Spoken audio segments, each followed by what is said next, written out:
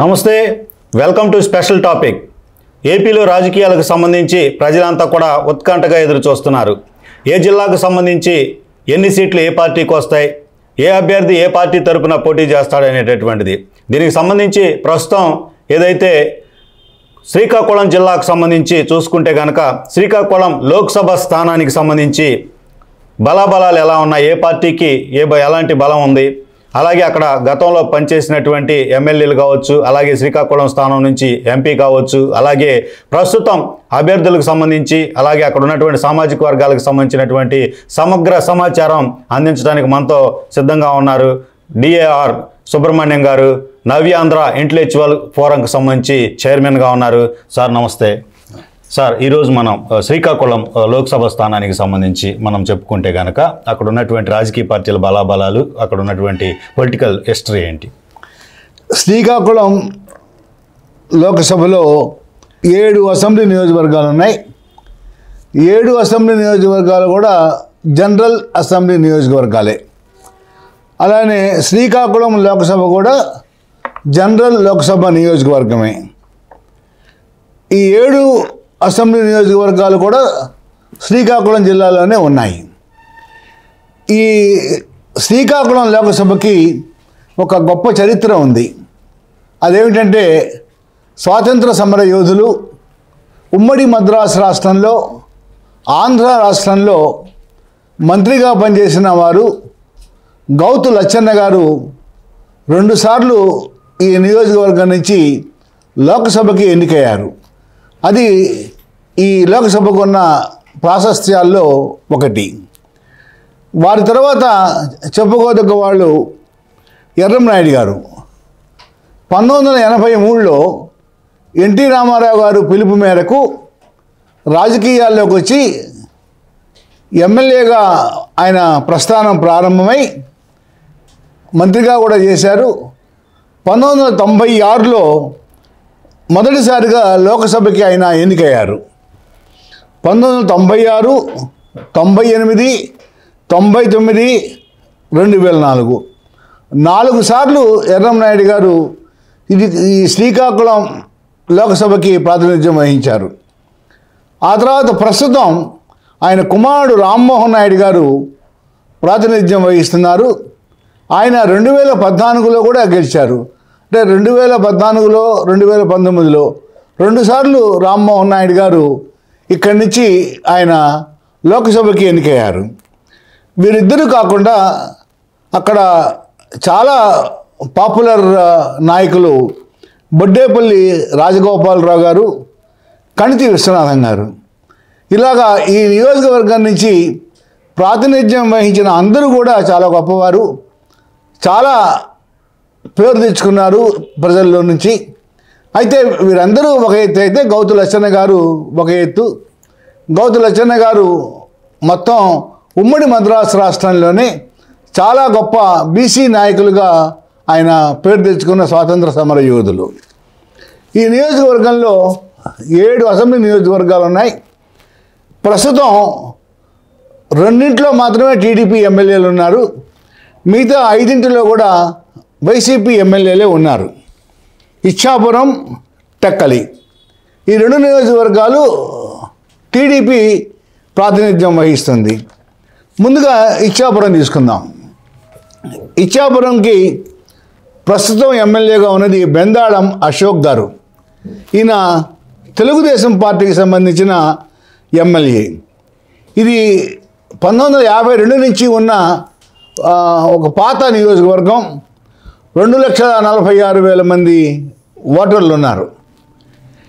ఇందులో కంచిలి, ఇచ్చాపురం, సోంపేట, కవిటి మండలాలు ఉన్నాయి.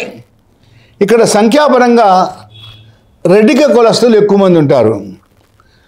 అంతేకాకుండా ఇది ఒరిస్సా బార్డర్లో ఉండటం వల్ల ఒరిస్సా నుంచి వచ్చిన వాళ్ళు కూడా ఇక్కడ ఓటర్లుగా ఉన్నారు. వారి ప్రభావం కూడా ఇక్కడ ఉంటుంది. ఈ నియోజకవర్గానికి మరొక ప్రాశస్త్యం ఏంటంటే, టీడీపీ ఆవిర్భవించాక 9 ఎన్నికలు జరిగితే 8 ఎన్నికల్లో టీడీపీనే గెలిచింది. కాంగ్రెస్ ఒక్క 4లో మాత్రమే గెలిచింది. ఇక్కడ ఇంతవరకు వైసీపీ బోణి కొట్ల. ఇక్కడ ఈ టీడీపీ గెలిచిన ఎక్కువసార్లు గెలిచింది ప్రొఫెసర్ ఎంవి కృష్ణారావు గారని. ఆయన అస్సాం యూనివర్సిటీలో ఫిజిక్స్ ప్రొఫెసర్గా చేసి రాజకీయాల్లోకి వచ్చారు. ఆయన ఎక్కువసార్లు ఇక్కడ శాసనసభ్యులుగా ఎన్నికయ్యారు. 2014, 2019 రెండు ఎలక్షన్స్లో కూడా బెందాళం అశోక్ గారే టీడీపీ నుంచి గెలిచారు. 2019లో టీడీపీ తరఫున పోటీ చేసి గెలిచిన ప్రస్తుత ఎమ్మెల్యే బెందాళం అశోక్ గారు 7,145 ఓట్ల మెజారిటీతో గెలిచారు. వైసీపీ తరఫున పిరియా సాయిరాజ్ ఆయన ఓడిపోయారు. ఇక్కడ ముఖ్యంగా చెప్పుకోవాల్సిన మరొక విషయం, 2019 ఎన్నికల్లో జనసేనకు కూడా గణనీయంగా ఓట్లు వచ్చినాయి. 11,123 ఓట్లు వచ్చినాయి. అంటే టీడీపీకి సొంత బలం మీదనే 7,000 ఓట్లు ఉన్నాయి మెజారిటీ. అది కాకుండా జనసేనకు 11,000 ఓట్లు అప్పుడు వచ్చినాయి. అంటే 2024 రాబోయే ఎన్నికల్లో టీడీపీ జనసేన అలయన్స్ ఉండబోతుంది. కాబట్టి ఈ నియోజకవర్గం టీడీపీ నుంచి వైసీపీ లాక్కోవడం చాలా కష్టం. టీడీపీనే ఖాయంగా గెలిచే నియోజకవర్గంలో శ్రీకాకుళం లోక్సభలో ఇదొకటి. 2 పలాస. ఈ పలాస నియోజకవర్గానికి ప్రస్తుతం ఎమ్మెల్యేగా ఉన్నది డాక్టర్ సిదిరి అప్పలరాజు గారు. ఈయన మంత్రిగా కూడా చేశారు. ఈ నియోజకవర్గం 2009లోనే ఫామ్ అయింది. 2,04,000 మంది ఓటర్లు ఉన్నారు. పలాస, మందస, వజ్రపు కొత్తూరు మండలాలు ఉన్నాయి ఇందులో. ఈ 3 ఎన్నికల్లో కూడా బీసీలే గెలిచారు, వేరే అభ్యర్థులు ఎవరు గెలవలేదు. అంటే ఇది ఒక విధంగా బీసీల నియోజకవర్గంగా చెప్పచ్చు. అసలు శ్రీకాకుళంలో ఉన్న 7 నియోజకవర్గాల్లో కూడా ఎక్కువగా బీసీలు మాత్రమే శాసనసభ్యులుగా ఎన్నికవుతానికి అవకాశం ఉన్న లోక్సభ నియోజకవర్గం ఇది. ఈ 2009 ముందు ఈ నియోజకవర్గం సోంపేట నియోజకవర్గంగా ఉంది. ఇది ముఖ్యంగా ఎందుకు చెప్తున్నానంటే, ఈ సోంపేట నియోజకవర్గం మరలా చాలా ప్రాశస్త్యం ఉన్న నియోజకవర్గం. కారణం, గౌతు లచ్చన్న గారు ఈ సోంపేట నియోజకవర్గం నుంచే పోటీ చేసి గెలిచి ఉమ్మడి మద్రాసు రాష్ట్రంలో ఆయన మంత్రిగా ఉన్నారు. ఆంధ్రాలో కూడా ఆయన మంత్రిగా ఉన్నారు. ఈ సోంపేట నియోజకవర్గం గౌతు లచ్చన్న గారి కుటుంబంతో మమైకమైన నియోజకవర్గం సోంపేట. ఆ తర్వాత పలాస నియోజకవర్గం వచ్చిన తర్వాత కూడా గౌతు లచ్చన్న గారి కుమారుడు గౌతు శ్యామ్ సుందర్ శివాజీ, ఈయన కూడా 1983లో ఎన్టీ రామారావు గారు తెలుగుదేశం పార్టీ పెట్టినప్పుడు ఆయన పిలుపు మేరకు రాజకీయాల్లోకి వచ్చారు. ఆయన కూడా తండ్రి గారు లాగానే చాలా మంచి పేరు తెచ్చుకున్న శాసనసభ్యులు. 2009లో అంటే ఆ ఎన్నికల్లోనే ఈ నియోజకవర్గం ఫామ్ అయింది. కాంగ్రెస్ పార్టీకి సంబంధించిన జట్టు రంగనాయకులు 6,814 ఓట్ల మెజారిటీతో గెలిచారు. ఆ 2009లో టీడీపీ తరఫున పోటీ చేసిన శ్యామ్ సుందర్ శివాజీ ఓడిపోయారు. అంటే లచ్చన్న గారి అబ్బాయి ఓడిపోయారు.